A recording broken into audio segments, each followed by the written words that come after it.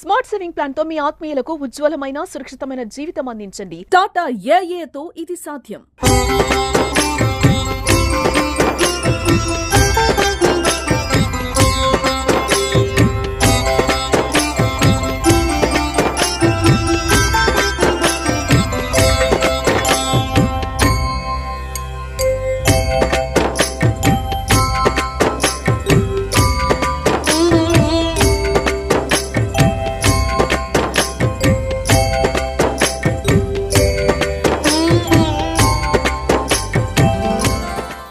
నమస్తే, welcome to Suman TV. ఈరోజు తొలి ఏకాదశి అయితే మనకి యంచ గ్రామం బాసరికి చాలా దగ్గరలో ఉంటుంది. ఈ గ్రామానికి ఒక విఠలేశ్వర మందిర్ ఉంది, చాలా చాలా పురాతనమైన గుడి. సో మీకు ఇప్పుడు ఆ గుడిని చూపించబోతున్నాను. బట్ అది గుట్ట పైన ఉంది. ఇక్కడ నా వెనక చూస్తున్నట్టయితే మీరు ఒక్కసారి చూడండి, ఎంత అందంగా ఉంది ఈ దృశ్యం. మొత్తం కలువ పూలు నిండిపోయి ఉన్నాయి. అసలు మనం వైట్ లోటస్ అంటాం కదా, కలువ పూలు కనుల విందుగా ఉన్నాయి. ఆ విఠలేశ్వరుడి కోసమేనేమో అసలు ఎంత అందంగా విరబూసి ఉన్నాయి. మనం కళ్ళు తిప్పుకోలేకుండా ఈ దృశ్యం మనకు కనిపిస్తుంది. అసలు ఎంత అంటే కనుచూపు మేరకి మొత్తం పువ్వులతో నిండిపోయింది. ఎంతవరకు చూపు వెళ్తుందో అంతవరకు మనకి పువ్వులు ఆకులు మాత్రమే కనిపిస్తున్నాయి చెరువులో. ఎంత బాగా విరబూసినాయో నిజంగా.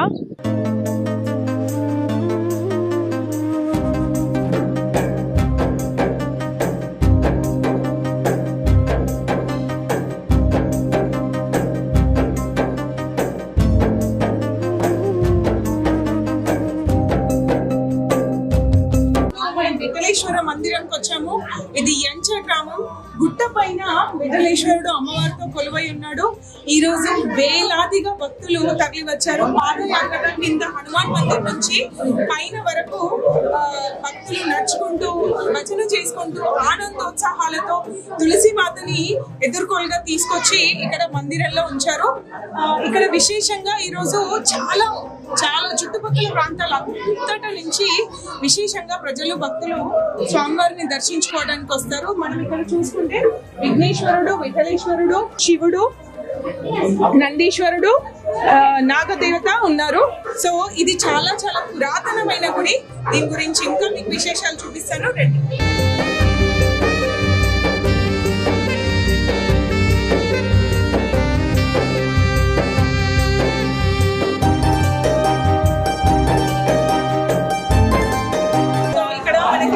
కనిపిస్తుంది కదా, ఇది విఠలేశ్వరుడి కుడి పాదం.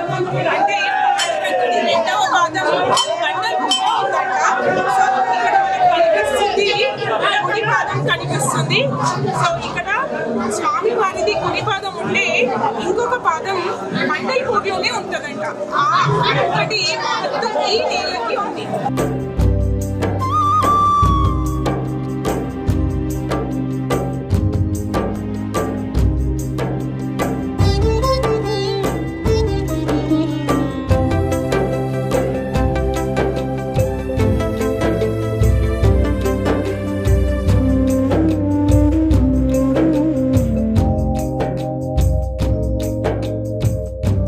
మనం విఠలేశ్వరుని రుక్మిణి మాతతో కొలుస్తాము. ఇక్కడ రుక్మిణి మాత కొలువైతే ఈ రోజు అమ్మవారికి ఓడి బియ్యాలు, చీరలు, సారెలు పెడుతున్నారు. అయితే మనం ఎక్కడైనా జనరల్ గా విఠలేశ్వరుని రుక్మిణి పక్కగా చూస్తాము. అయితే ఇక్కడ గర్భాలయంలో విఠలేశ్వరుడి పక్కన రుక్మిణీదేవి ఉన్నప్పటికీ ఇక్కడ ప్రత్యేకంగా రుక్మిణీదేవి విగ్రహం ఉంది. అంటే ఇవి వెలసిన విగ్రహాలు, అంటే మనం పెట్టిన విగ్రహాలు కాదు. ఇది చాలా పురాతన కట్టడం. చూడండి, చాలా చిన్నగా. అంటే అక్కడ అమ్మవారు తెలిసిన దానికి ఇక్కడ కట్టి బయట నుంచి పూజ చేస్తారు. యాక్చువల్ గా సో చీర సారా పెట్టేది ఉంటే ఇది ఇలా లోపలికి వస్తారు. అభిషేకం చేసి అమ్మవారిని అలంకరించి బయటకు వచ్చి భక్తులు దర్శనం ఇచ్చినప్పుడు వాళ్ళని ఆశీర్వదిస్తాడు అమ్మవారికి ప్రతిరూపంగా.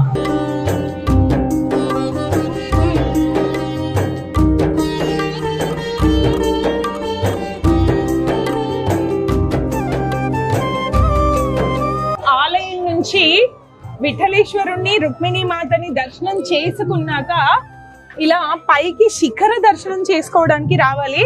యాక్చువల్ గా పురాతన కట్టడం కాబట్టి రాతి కట్టడం, సో అప్పుడున్న కాలమాన పరిస్థితుల ప్రకారం దాన్ని కన్స్ట్రక్షన్ చేసి ఉంటారు. మనం ఇలా పైకి వస్తే మనం కింద నుంచి వచ్చాం కదా, వచ్చి ఇక్కడ శిఖర దర్శనం చేసుకోవాలి. శిఖర దర్శనం చేసుకున్న తర్వాత ఇక్కడ చూడండి ఒక ఆనవాయితీ ఉంది. ఇక్కడ నుంచి మనుషులు పాకుతూ లోపలికి వెళ్తారంట. దర్శనానంతరం అక్కడి నుంచి ఇలా ఇలా వస్తారు.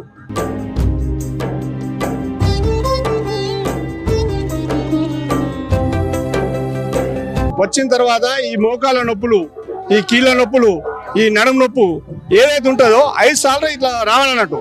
పురాతన ఆచార ప్రకారము భగవంతుడి సన్నిధానం లోపల ఈ విధంగా చేస్తే ఈ నొప్పులన్నీ నయమైపోతాయని చెప్పేసి అప్పటి ఆచార ప్రకారంగా చేస్తూ ఉన్నాం.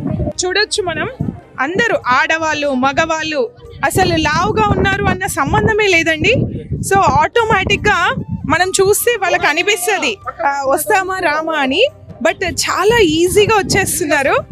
మోచేతులని ముందుకు చాస్తూ పాక్కుంటూ ముందుకు రావాలంట. చిన్న పెద్ద అందరు వస్తున్నారు. మనం కూడా ట్రై చేద్దాం.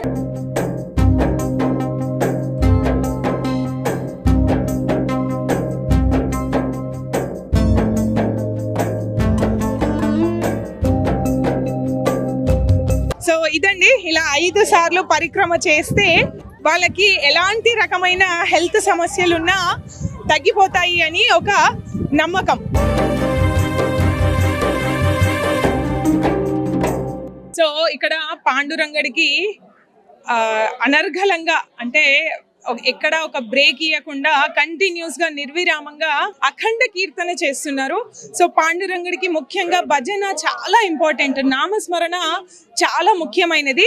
అయితే ఇక్కడ వీళ్ళందరూ అఖండ కీర్తన చేస్తున్న వాళ్ళు, వీళ్ళని అడిగి తెలుసుకుందాం అసలు మరి ఎందుకు ఇంత ప్రీతి.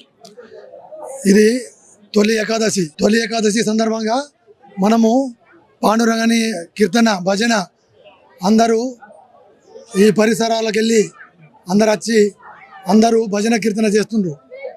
అందుకు అందరి మందికి ఆనందము కలుగుతుంది కనుక చేస్తుండ్రు. ఇది ప్రతి సంవత్సరం తొలి ఏకాదశి కాబట్టి, ఇది ఒకటి ధర్మ కార్యం కాబట్టి ప్రతి ఒక్కరూ ధర్మ మార్గంలో నడాలన్నట్టు భగవంతుడు కూడా తొలి ఏకాదశి అని, ఆషాఢి ఏకాదశి అని, ఇది పెద్ద ఏకాదశి.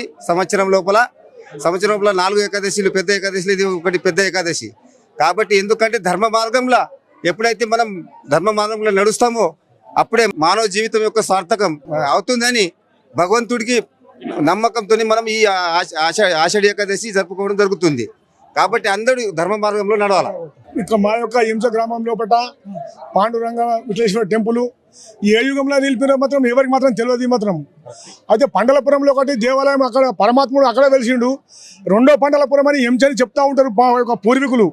ఆనాటి కాలం లోపల ఇక్కడ మా యొక్క గ్రామ తరపు నుంచి ప్రతి ఇంటి నుంచి కింది నుంచి నీళ్లు పోసే వాళ్ళము. ఇక్కడ ప్రతి కార్తీక పౌర్ణమి రోజు అన్నదానం చేయాలంటే చిల్లర నుంచి నీళ్లు బిందెల పైన తెచ్చి ఇక్కడ అన్నదానము ఏర్పాటు చేసేవాళ్ళము.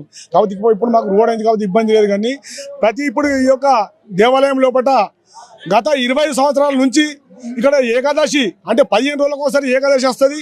గత 25 సంవత్సరాల నుంచి కంటిన్యూ ఇక్కడ హరినామస్మరణ చేస్తాము.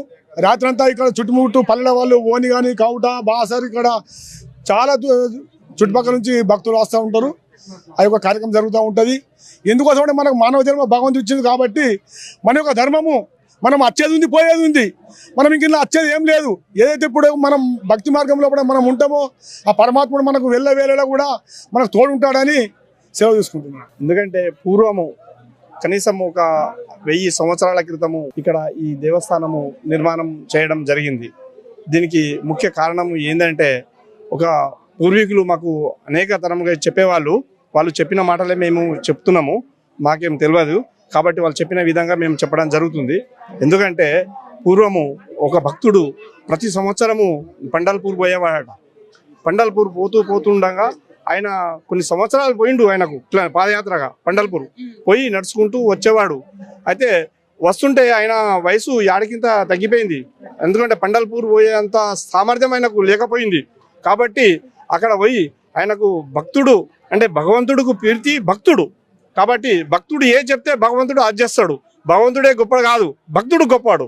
కాబట్టి ఆ భక్తుడు ఏమన్నా అంటే భగవంతుడితోని, లేదు భగవంత నేను రాలేక పరిస్థితిలో ఉన్నాను, నా వయసు అయిపోయింది, ఇక నేను వచ్చే సంవత్సరం వస్తున్నో రాను తెలియదు, అంతా నేను శరీరం కుదించిపోయింది, కాబట్టి దయచేసి నువ్వు నా దగ్గరికి రావాలా అని భక్తుడు కోరిండు. ఎందుకంటే భగవంతుడు భక్తుడి మాట వినడా అని చెప్పేసి ఆయన చెప్పేసిండు. భగవంతుడు ఏమన్నా అంటే సరే నీ దగ్గరికి నేను వస్తాను అని చెప్పేసి అప్పుడు భగవంతుడు భక్తునికి అభయం ఇచ్చిండు. కాకపోతే ఇంకో విషయం ఏంటంటే అలా భగవంతుడు ఏమన్నాడంటే భక్తుడికి, సరే నీ కోరిక వరకు నీ దగ్గరికి వస్తాను, లేకుంటే నాది కూడా ఒక విషయం ఉంది ఇనుకో అన్నాడు. ఏంది చెప్పు అన్నాడు. ఏం లేదు, నువ్వు నడుస్తుండు, నీ వెనుక నేను వస్తా ఉంటా, కానీ నీ వెనుక మాత్రం చూడకు, నువ్వు ముంగడికి వెళ్ళైపా, నేను వస్తా ఉంటా, వెనక్కి చూసినా అనుకో నేను అక్కడిని స్థిరంగా ఉండిపోతా, మళ్ళీ రానిగా అని చెప్పి ఆ మాట చెప్పిండు. ఆ మాటకు భక్తుడు ఒప్పుకున్నాడు. ఇద్దరు నడుస్తా ఉన్నారు. అప్పుడు ఇది యశంత మహాముని యొక్క గ్రామము. అప్పుడు పెద్ద దండకారణ్యం, ఇది పెద్ద అడవి. ఎందుకంటే ఈ యొక్క టెంపుల్కు ఉత్తరాన మన గోదావరి నది ఉన్నది, అమ్మవారు ఉన్నది. కాబట్టి ఈ గోదావరి నది ఆ రోజులలో పుష్కలంగా వారుతుంది. ఎందుకంటే భారీ వర్షాలు ఈ అరణ్యము, ఆ గోదావరి పారుతుంటే ప్రవాహానికి భయంకరమైన శబ్దాలు వస్తుండే. అప్పుడు ఆ శబ్దంతో భక్తుడు ఫస్ట్ ముంగటి నడుస్తుండే కదా, ఆ భక్తుడు నడుస్తా ఉండి ఆ భక్తుడు గోదావరి దాటేసిండు. దాటిన తర్వాత ఈ యొక్క ప్రవాహము వేగంగా ఉంది. ఇంత ప్రవాహము, ఇంత వేగంగా వర్షము, ఇంత అరణ్యము, ఇంత భయంకరమైన ఉన్నది. కాబట్టి నా భగవంతుడు ఎక్కడున్నాడు అని చెప్పేసి ఒక పాదం ఇటు పెట్టి వెనుక చూసేసరికి భగవంతుడు ఆల్రెడీ ఇక్కడ నిలిచిపోయాడు. ఇది మాకు పురాతనంగా చెప్తూ వస్తుండ్రు. కాబట్టి ఒక పాదము పండర్పూర్లో ఉన్నది, ఒక పాదము మన ఎంచా గ్రామం లోపల ఇక్కడ ఉన్నది. కాబట్టి ఇది యొక్క విశిష్టత అనేది టెంపుల్ యొక్క విశిష్టత. ఇది మా గ్రామం తరపు గ్రామ డెవలప్మెంట్ కమిటీ, ఎందుకంటే గ్రామ అభివృద్ధి కమిటీ వాళ్ళు ప్రతి అఖాడ ఏకాదశికి పెద్ద ఎత్తున భారీ బందోబస్తు చేస్తారు. ఇక్కడ వాళ్ళకు ఎలాంటి భక్తులకు ఇబ్బందులు కాకుండా సహకారము అన్ని అందిస్తారు. మళ్ళీ కార్తీక పౌర్ణమి రోజు కనీసం 10 లక్షల మందికి అన్నదాన కార్యక్రమం కూడా చేసే కార్యక్రమం ఉన్నది. ఇందులో మా ఎమ్మెల్సీ కవిత గారు మీ టెంపుల్కు కనీసం 50 లక్షలతోని ఒక సీసీ రోడ్డు శాంక్షన్ చేసి ఇవ్వడం జరిగింది ఆమెకు చెప్తే. మరి ఇంకోటి ఏంటంటే ఎమ్మెల్యే మొహమ్మద్ షకీల్ గారు దీనికి ఒక 3 లక్షల గ్రావెల్ రోడ్ ఇచ్చిండు, మళ్ళీ 5 లక్షలతో ఆ షెడ్ కూడా కట్టించిండు. ఇంకా ముందు చేయడానికి వాళ్ళు సిద్ధంగా ఉన్నారు. మా గ్రామ కమిటీ వాళ్లకు ధన్యవాదాలు చెప్తూ, భక్తులందరికీ ఎలాంటి ఇబ్బందులు ఉంటే మేము గ్రామ కమిటీకి క్షమాపణ చెప్పాలని మేము చెప్తున్నాం. మనం గ్రామం పేరు ఎంచా అని చెప్పుకున్నాం కదా, అయితే అది యశంత మహాముని పేరు మీద వెలసిన ఈ గ్రామం రాను రాను ఎంచగా మారింది. అయితే ఆ పెద్దాయన చెప్పినట్టు గోదావరి నది పాయ ఇక్కడ నుంచి వెళ్తుంది. మనం ఇందాక చూసుకున్నట్టయితే మనం చూస్తూ వచ్చేటప్పుడు అందమైన ఒక కలువ పూలతో నిండిన చెరువుని చూసాం. మరి అది ఎందుకు అంతగా విరుచుకుంది అనేది నాకు అర్థం కాలేదు. ఇక్కడ వచ్చి చూసిన తర్వాత అర్థమవుతుంది అసలు గుడి ఎంత చిన్నగా ఉన్నా అందులోంచి భక్తులు ఎలాంటి ఆయాసం లేకుండా సునాయాసంగా చాలా హ్యాపీగా దర్శనం చేసుకొని వెళ్తున్నారు. అంటే అది నేల యొక్క విశిష్టత, ఆ పాండురంగడి యొక్క మహత్యం అని చెప్పాలి.